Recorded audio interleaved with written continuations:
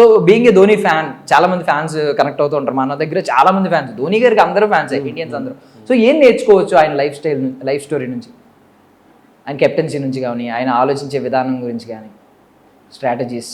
అది ఒక డైలాగ్ ఉంది కదా, ఆయన చూస్తే నాకు అదే గుర్తొస్తుంది, అంటే ఎంత ఎదిగినా ఒదగాలి అని. సో నాకు అందులో అది నచ్చుతుంది. ఎంత పెద్ద క్రికెటర్ అయినా కూడా ఆయన చాలా కూల్గా ఏమీ లేదన్నట్టు ఉంటారు. సో లైఫ్లో అదే ఇంపార్టెంట్. అండ్ మనం ఎక్కడికి వెళ్ళినా కూడా మన రూట్స్ మర్చిపోకుండా ఉంటే లైఫ్ గివ్స్ యూ మోర్, ఇంకా ఇస్తుంది లైఫ్ అనేది ఆయన ఎగ్జాంపుల్. అండ్ నాకు ఇంకా గుర్తుంది ఆయన చిన్నప్పుడు, నేను స్కూల్లో ఉన్నప్పుడు ఫస్ట్ టైం ఇలా లాంగ్ హెయిర్ వేసుకొని మహేంద్ర సింగ్ ధోని కామెంటర్ కొత్త ప్లేయర్ అన్నప్పుడు అక్కడ ఫ్యాన్ అయ్యాను first time, because he was very young. And నేను స్కూల్ అప్పటి నుంచి ఇన్ని ఇయర్స్ ఇంకా స్టిల్ ప్లేయింగ్, ఈజ్ ఆల్మోస్ట్ 40+. ఆ ప్యాషన్ అనేది ఇంకా ఉంది, సో ఆ హంగర్ అనేది ఇంకా ఉంది. సో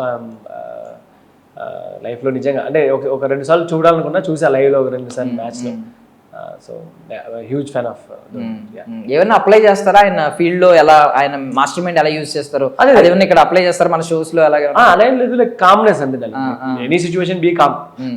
సో ప్రెజర్ సిచ్యువేషన్ లో ప్రెజర్ పడకుండా, అంటే ఇప్పుడు ఫర్ ఎగ్జాంపుల్ ఏ ఎపిసోడ్ లో ఏం చేయాలి, సెమీస్ లో ఏం చేయాలి, ఫైనల్స్ ఏం చేయాలి అనేది నేర్చుకోవచ్చు. సో అదే ఫాలో అవుతున్నట్టున్నాడు తను కూడా. ఎలిమినేషన్ నాకేమి డర్న ఇలా